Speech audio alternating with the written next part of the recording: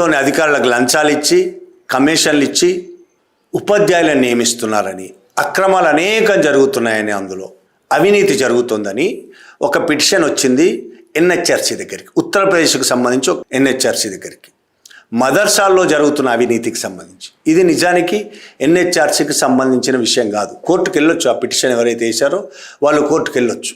కానీ కోర్టుకు వెళ్లకుండా ఎన్హెచ్ఆర్సీకి వచ్చాడు.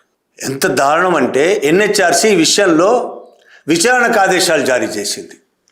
అసలు దానికి హక్కు లేని, దానికి అధికారాలు లేని దాంట్లో వేలు పెట్టి విచారణకు ఆదేశాలు జారీ చేసింది. దీని మీద ఈ విచారణను సవాల్ చేస్తూ టీచర్స్ అసోసియేషన్ మదర్సారియా రిట్ పిటిషన్ దాఖలు చేసింది అలహాబాద్ హైకోర్టులో.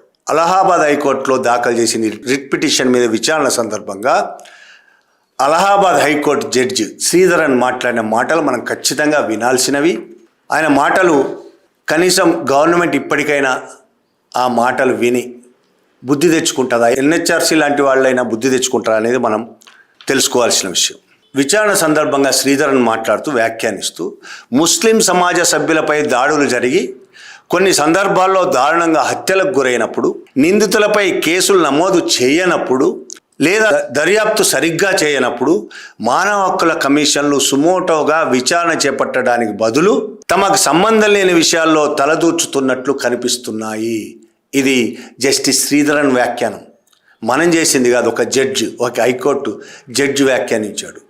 ఎన్హెచ్ఆర్సీ అవసరమైన వాటిలో కనీసం పట్టించుకోకుండా అనవసరమైన వాటిలో తలదూర్చుతున్నది అన్నట్టు అనిపిస్తున్నది అని వ్యాఖ్యానించాడు.